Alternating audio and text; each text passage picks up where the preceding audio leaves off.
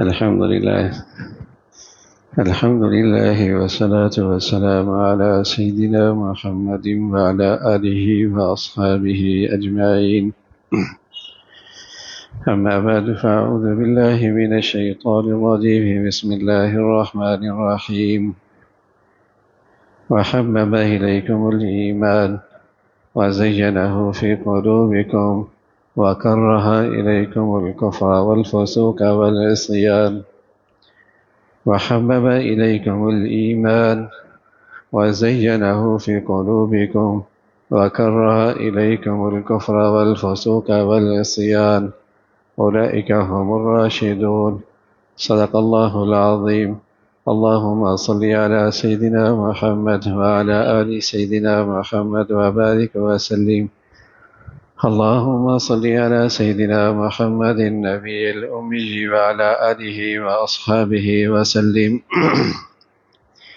میرے معزز مسلمان بزرگوں، عزیز بھائیوں، مال اور معاش اور معیشت کا نفع سبھی جانتے ہیں۔ مال کا نفع، معاش اور معیشت کا فائدہ ہر صاحب عقل اس کی قیمت جانتا ہے، اس کی اہمیت جانتا ہے، اور عقل مند آدمی جسے اللہ نے عقل کی دولت دی ہے، وہ عزت کی خاطر مال کی بھی قربانی دے دیا کرتا، اپنی عزت بچانے کے لیے معاشی فوائد کے بھی اس سے بھی دستبردار ہو جاتا ہے۔ اس کے ہاں مال کے نفع سے زیادہ قیمتی چیز عزت ہوا کرتی۔ اور میرے عزیزو، زندگی ہے تو عزت ہے، زندگی ہے تو معاشی فوائد ہیں، زندگی نہ رہے تو عزت کائے کی، اور کون سا مال اور کون سی معیشت اور کون سے معاشی فوائد۔ تو زندگی کی اہمیت مال سے بھی زیادہ، عزت سے بھی زیادہ۔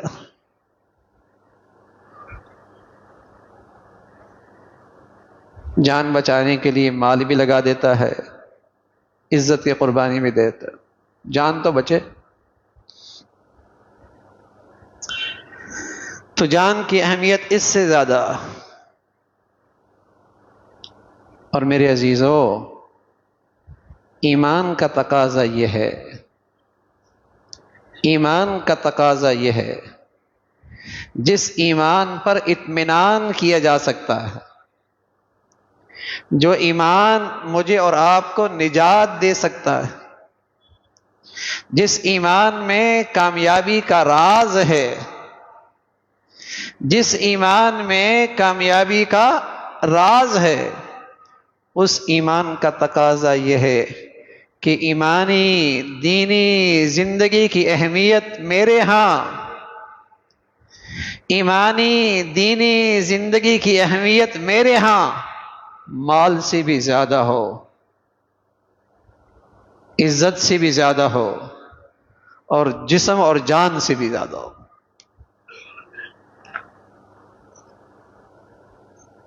ایمان کا تقاضا یہی ہے۔ جو ایمان قابل اطمینان ہوتا ہے، جس ایمان پر نجات کا وعدہ ہے، جس میں کامیابی کا راز ہے، جو مسلمان کو دنیا آخرت میں کامیاب کر سکتا ہے، اس ایمان کا تقاضا یہ ہے کہ ایمانی اور دینی زندگی کی اہمیت اور اس کی قدر و قیمت، اس کی عظمت، وہ اس کے ہاں اس قدر عظیم ہو کہ مالی نفع قربان کر سکتا ہے، عزت قربان کر سکتا ہے، جسم اور جان کی قربانی دے سکتا ہے، لیکن اپنی ایمانی زندگی کو خطرے میں نہیں ڈال سکتا۔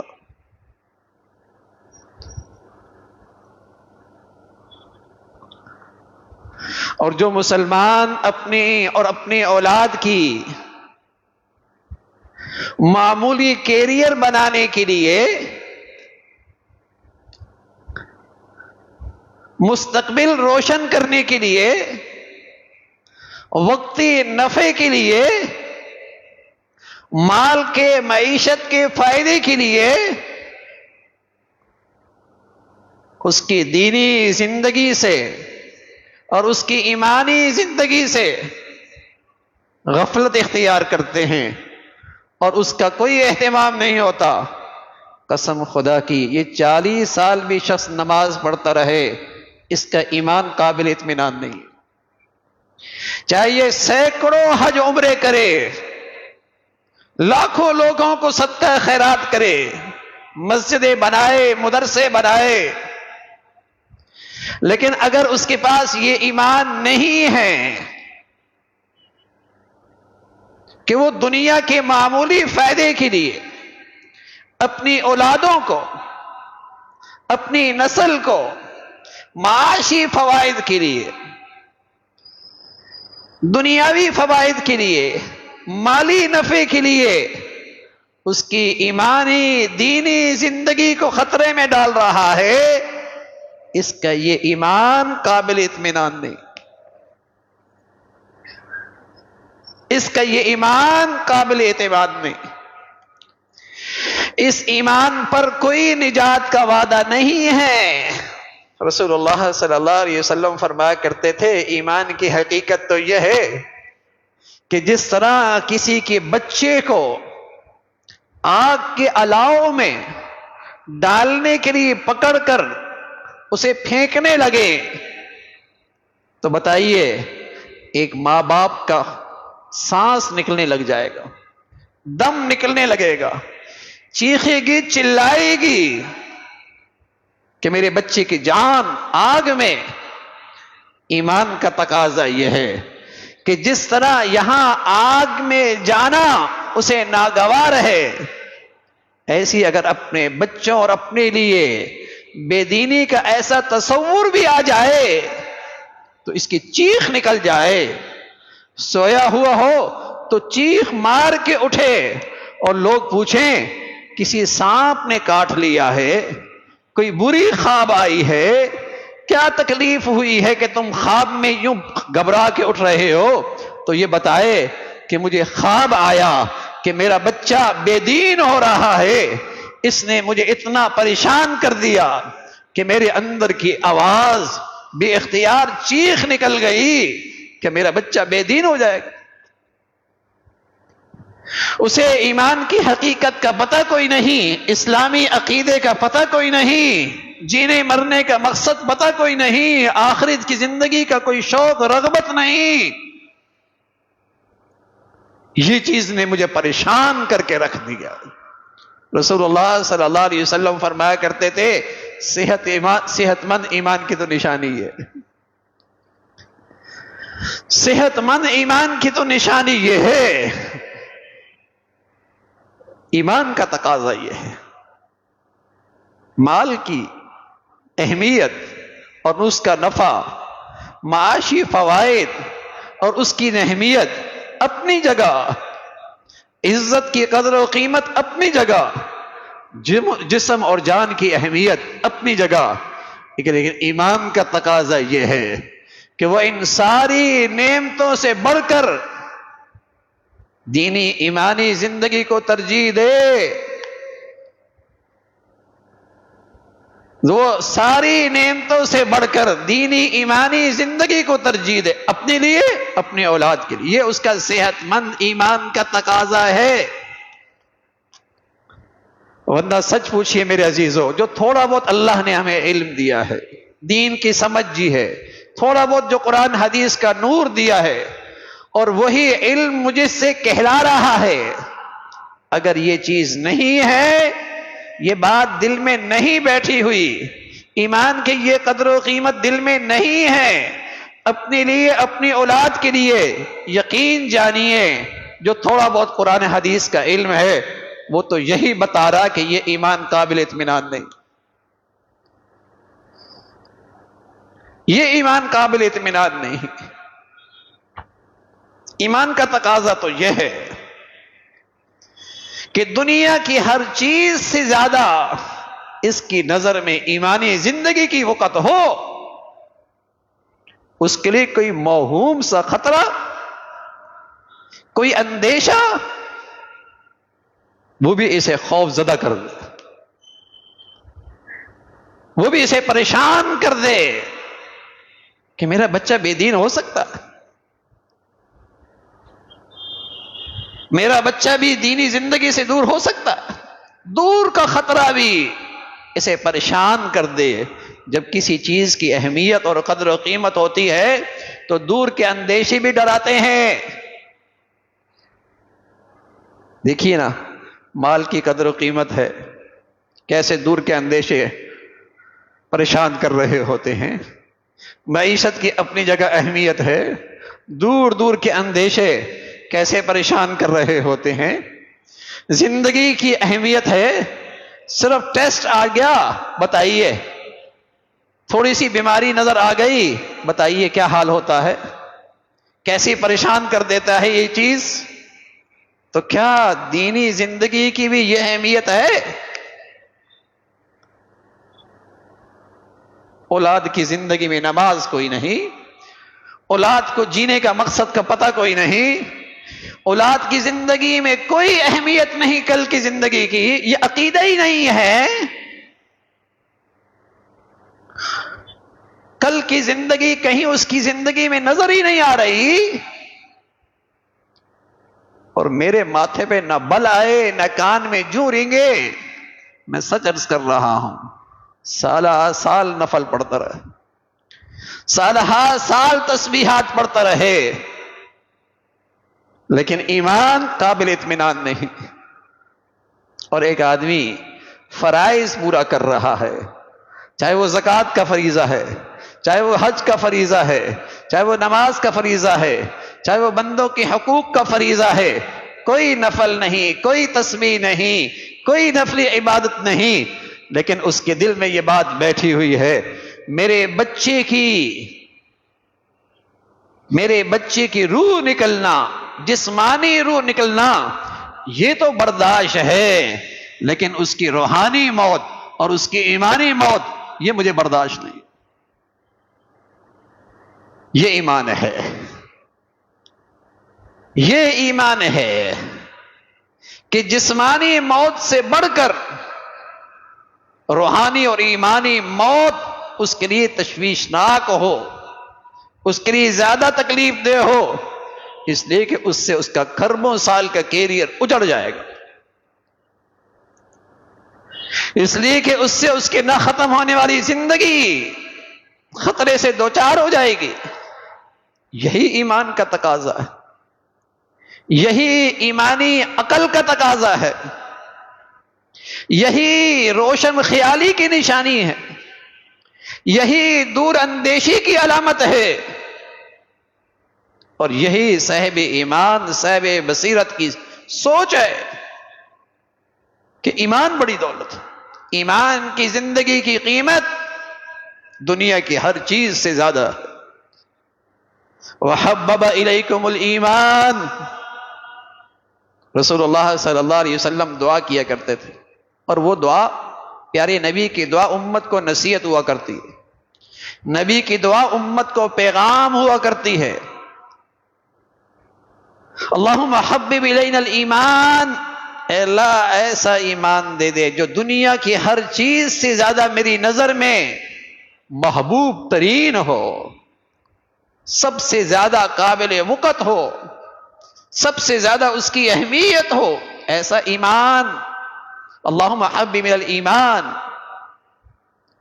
وزینہ فی قلوبنا، اور وہ ایمان میرے دل میں رچا بسا دے۔ اور جب صحت مند ایمان آتا ہے تو فرمایا اس کی نشانی کیا ہے؟ وَكَرَّهَ إِلَيْكُمُ الْكُفْرَ وَالْفُسُوقَ وَالْعِصْيَانَ، ہر وہ چیز جو اس ایمانی زندگی کے لیے خطرہ ہے، ہر وہ چیز جو اس ایمانی زندگی کے لیے خطرہ ہے، اس ماحول سے، اس سوسائٹی سے، اس معاشرے سے، ان لوگوں سے اسے گھن آنے لگ جائے، گناہوں کی زندگی سے گھن آنے لگ جائے، آپ کہیں گے گھن کیسے آئے گی؟ مال کی اہمیت سمجھیے ذرا۔ 40 سال سے آپ ساتھ پارٹنر رہے ہیں، ایک دسترخوان پہ بڑے ہوئے ہیں، کھایا پیا اکٹھا ہے، ہم پیالہ ہم خیال ہم دسترخوان، زندگی گزری ہے۔ 40 سال کے بعد وہ آپ کی دولت لے کے بھاگ گیا، لوٹ کے لے گیا۔ اب آپ کیا کہتے ہیں؟ میرے سامنے اس کا تذکرہ نہ کرو، گھن آتی ہے مجھے اس کے نام سن کر، میرے سامنے اس کا نام نہ۔ ارے بھائی 40 سال اکٹھے رہے ہو، ارے مال لے گیا ہے، تو جو میرے مال کے لیے خطرہ بنا اس سے تو مجھے گھن آنے لگی ہے۔ تو میرے عزیزو، جب ایمان کی قدر و قیمت ہوتی ہے تو قرآن سچ کہتا ہے، گناہوں کی زندگی سے، گناہوں کے ماحول سے بھی گھن آنے لگتی ہے۔ لیکن مال کی اہمیت ہے، ایمان اور اس کی قدر و قیمت، اس دینی زندگی کی اہمیت میرے زندگی سے ختم ہو گئی، اس لیے نہیں گھن آتی۔ یاریاں ہیں، دوستیاں ہیں، انہی گناہوں کی محفلوں میں شرکت ہے، انہی گناہگاروں کو اس گناہوں کے ساتھ حوصلہ افزائی ہے، ایمان کہاں بچتا؟ ایمان کا تقاضا یہ ہے کہ جہاں تمہارا ایمان خطرے میں ہے وہاں سے تمہیں گھن آنے لگ جائے، ایمان کا تقاضا۔ تو کوئی میری عزت کا دشمن ہو اس سے تو مجھے گھن آتی ہے، کوئی میرے مال کا دشمن ہو اس سے تو مجھے نفرت ہونے لگتی ہے، اور کوئی زندگی کا نقشہ ایسا جو میری دینی زندگی کے لیے خطرہ ہے اس سے مجھے کتنی گھن آتی ہے۔ سوائے اس کے میں کیا کہہ سکتا ہوں کہ آج میرا ایمان قابل اطمینان نہ رہا، کہ جس ایمان کا تقاضا تھا، جس ایمان کا تقاضا تھا، دنیا کی ہر نعمت سے بڑھ کر میری نظر میں اہمیت اور عظمت ایمانی زندگی کی، دینی زندگی کی ہے۔ وَكَرَّهَ إِلَيْكُمُ الْكُفْرَ وَالْفُسُوقَ وَالْعِصْيَانَ، یہ ایمانی زندگی، اس کی عظمت آتی ہے، پھر گناہوں سے گھن آنے لگتی ہے۔ جیسے آدمی پخانے کے پاس سے گزرتا ہے، رومال ہے تو رومال رکھ لیتا ہے، نہیں ہے تو ہاتھ رکھ کے گزرتا ہے، تیزی کے ساتھ گزرتا ہے۔ فرمایا ایمان کی زندگی کی جب عظمت اہمیت ہے تو گناہوں کی زندگی سے گھن آنے لگتی ہے۔ یہ صحت مند ایمان کی نشانی ہے کہ دنیا کی ہر چیز سے زیادہ اس کو اہمیت دے رہا۔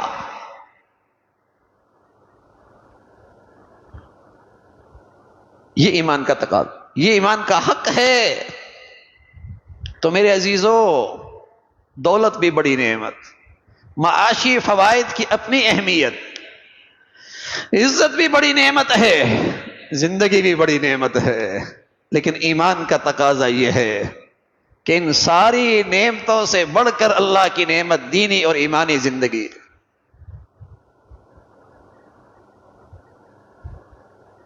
اس کے لیے مالی نقصان برداشت کر لینا یہ بھی عقل مندی ہے، عزت کی قربانی دینا قسم خدا کی یہ بھی عقل مندی ہے، جسم و جان کی قربانی ایمان کے خاطر دینا یہ بھی بڑی دور اندیشی ہے، یہ بھی بڑی عقل مندی ہے۔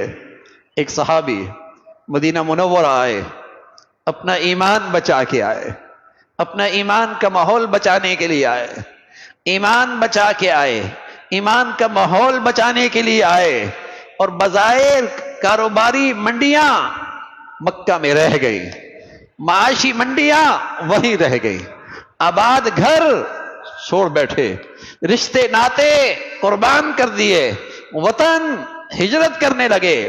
حضور علیہ الصلوۃ والسلام کی خدمت میں جب یوں خالی ہاتھ آئے اور اپنی بیتی کہانی سنائی تو پیارے رسول صلی اللہ علیہ وسلم نے فرمایا، یا ابا سلمہ قد ربحت البیع، قد ربحت البیع، ابو سلمہ بڑے نفع کی تجارت کی، بڑا عقل مندی کا کام کیا ہے۔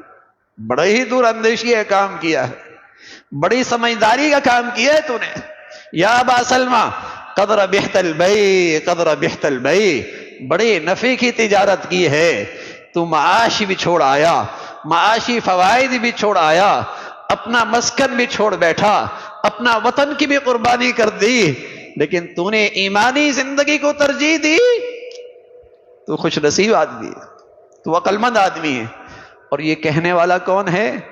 کائنات کے سب سے بڑے انسان، اللہ کے بعد کوئی ہستی ہے علم و عقل کے لحاظ سے، دانش سمجھ کے لحاظ سے، تو وہ پیغمبر ہیں جو انہیں داد دے رہے ہیں، جو انہیں کی تعریف کر رہے ہیں۔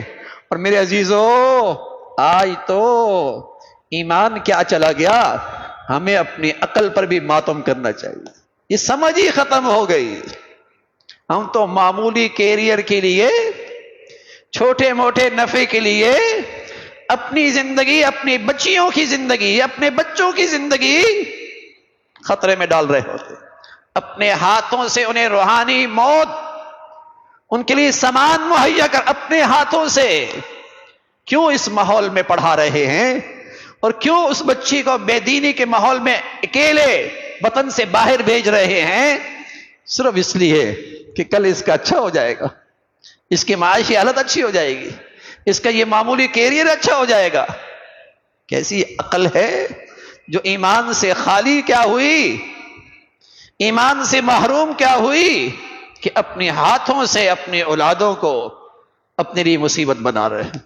اور بس اوقات خیال ہوتا ہے کہ دنیا کی زندگی میں یہ اچھا اسٹیٹس اختیار کریں گے، ہمیں بھی راحت و آرام ملے گا، اسی دنیا میں اللہ دکھاتا ہے، پھر اس اولاد کی شکل دیکھنے سے بھی ترستے ہیں، اس اولاد کی بات چیت کرنے سے بھی ترستے ہیں، اس اولاد کا سلام کرنے سے بھی ترستے ہیں۔ خدمت تو دور کی بات، خدمت تو دور کی بات، جب اسے آپ نے دنیا پرست بنایا تو آپ کی قیمت بھی نہیں رہے گی، آپ کی قیمت تو دین کی زندگی میں تھی، آپ کی عظمت تو ایمان کی زندگی میں تھی۔ جسے میں نے خود محروم رکھا، پھر اس کی زندگی میں آپ کی بھی کوئی قیمت نہیں، پھر اس کی زندگی میں ماں باپ کا بھی کوئی احترام نہیں ہے۔ تو میرے عزیزو، ایمان کی زندگی ہر چیز پہ ترجیح ہو، اس کی اہمیت ہر نعمت سے بڑھ کر ہو، یہ صحت مند ایمان کا تقاضا ہے جو ہمیں دنیا آخرت میں نجات اور فلاح دے سکتا ہے، جس میں کامیابی کا راز موجود ہے۔ اللہ تعالیٰ ایسی ایمان کی حقیقت نصیب فرمائے۔ وآخر دعوانا ان الحمد للہ رب العالمین۔